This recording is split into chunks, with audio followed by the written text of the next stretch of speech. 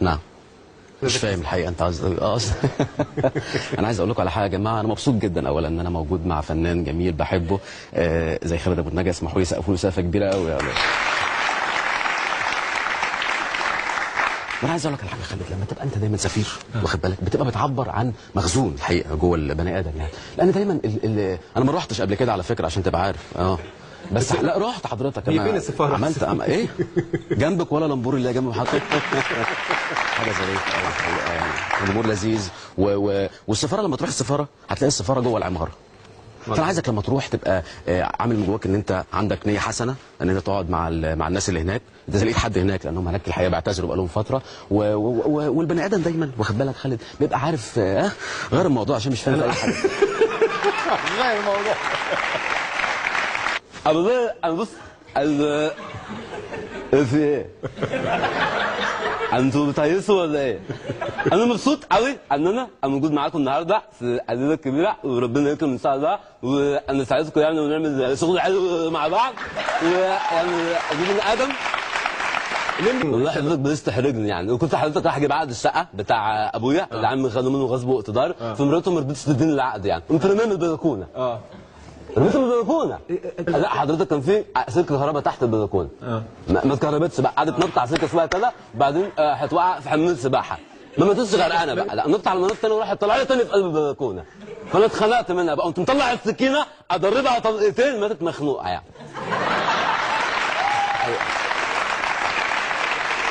انا بقول لكل سب او كل فتاة لا تنحرف ولا للجريمه. واذا عمك خد منك عقد الشقه وضربك على قفاك بص لك شعر ودق والجريمه لا تفيد. وفي نهايه البرنامج احب اسمع اغنيه سيد الحبايب يا حنان وزعل كبير يا عم الحاج بقى. استاذ محمد نجم احنا سعداء. حبيب قلبي حبيبي يعني انا محمد نجم وعايز اقول ان خالد ابو النجا ده فنان جميل وانا بحبه. فاكر يوم والله انا عايز اقول على حاجه يا جماعه بامانه يعني. والله ماشي انا وخالد مره على المسرح فجاه دخل في رجله مسمار. قلت له دخلت والله ما انت طالع عشان ما حدش وحشني شفيق يا راجل. انا كنت ماشي يا جماعه فجاه الساعه 4:30 بالليل. انا بروح بدري دايما يعني. فجنبنا ست ام ابراهيم ست غلبانه مالهاش دعوه بحد خالص يعني. فكانت قاعده في الشباك فقالت لي استاذ وائل ازيك يا حبيبي. قلت لها ازيك يا حلا ام ابراهيم اخبارك ايه؟ قالت لي انا عايزه العنب. قلت ست كبيره عايزه يعني تاكل حاجه حلوه.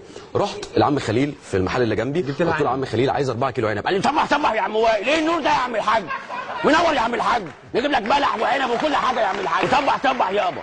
خدت العنب رحت لام ابراهيم قلت لها عنب. قالت لي انت غبي انا عايزه العنب. العنب العنب العنب يطلع في الشتاء قوي. فهمت ان الست دي بتتكلم عن الاغاني والشرايط والكليبات. فسالت الفنانين استاذ وحيد سيف تقدر تقول لي النهارده في الليله الكبيره ايه رايك في الاغاني اللي بنشوفها دلوقتي؟ بس الله ايه ده؟ مش عايز اي صوت. والله ايه الاغاني دي يا عم خالد؟ الموضوع كله بقى رقص وحاجات نفسي الاقي حد في الكليب يكون لابس حاجه. ايه ده يا راجل؟ ايه ده؟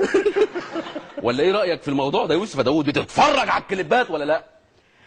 ايوه يا ابني ايوه.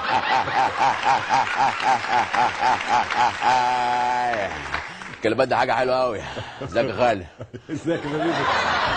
ازيك يا خالد؟ ايه الاخبار حضرتك؟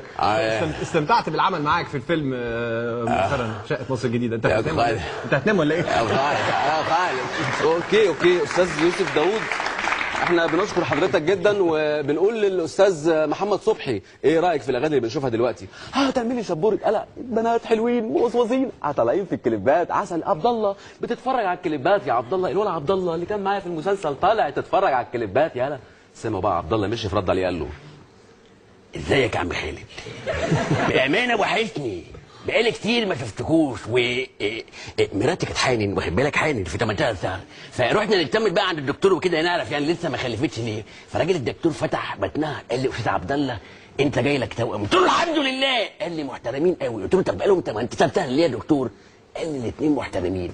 واحد بيقول للتاني اتفضل والتاني يقول لا ولا هيتفضل. حاجه جميله يعني. كتير جدا يا استاذ عبد الله. تحب نسمع فنانين تانيين؟ خليك بقى هنا معانا. اوكي استاذ احمد ادم القرموطي عايزين نعرف منك لان انا سمعت الاستاذ خالد بيتكلم عن بوش والغباء في امريكا وانت اقرب واحد لجورج دبليو بوش فتحب تقول له ايه يا قرموطي؟ معلش طبعا احنا بنتكلم، اذا اتكلمنا عن ارمط يبقى ارمط هو احسن واحد في العالم ممكن يتكلم مع الراجل ده، لان دبليو بوش اساسا اسمه دبليو سي عشان تبقوا عارفين يا عم الحاج.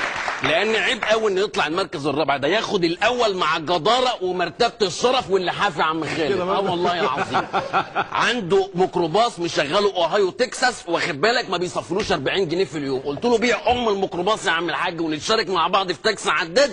قال لي لا مصدقني ولا ايه نظامك يا عم خالد؟ صدق خالص. ارمط بيحييك ولعب. زي ما شفنا الليمبي، نعرف عفاريتك يا ليمبي، يعني قول لنا عفاريتك مين كده عشان نبقى عارفين. عرفنا ان في رياض المنفلوطي وفي عوكل وفي قطاطا، يعني ممكن تكلمنا عن عفاريتك شويه؟ يا عم عفريتك ايه وانا كده حضر ارواح في قلب حبيب قلبي الاستاذ رياض البنطلوني، الراجل اللي كنت ساجنني في قلب السجن. شايف خلق جديده قاعده معانا النهارده. انا عايز اقول لكم على حاجه، اي واحد قاعد جنب واحده يعتبرها اخته، انما تعكسها والجو ده هعصرك، انزل منك جمهور صغير في قلب السجن. عيب عيب. وايه اللي جاب الولد اللي اسمه عوكل هنا ده؟ السلام عليكم، انا مبسوط ان انا موجود معاكم في قلب الليله الكبيره، وبيا بيا يا عم خالد، بيا بيا بيا بيا، وجبت ننتي قطاطا. خش يا ننتي وما تلبخيش قدام الناس.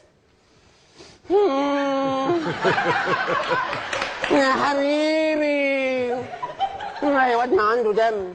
لك يا خالد، لك يا حبيبي. اهلا وسهلا. معاك سجاير؟ ما بدخنش. السيجاره انت عشان ما تعرفش الواد عقل ده ابن بنت كده واد. خلاص يا حاجه مسكرين قوي يا جماعه، وعايز اقول لكم ان الكليبات دي اقدر واحد يتكلم عليها الاستاذ سمير الاسكندراني، يعني حبيبي واخويا وكفاءه.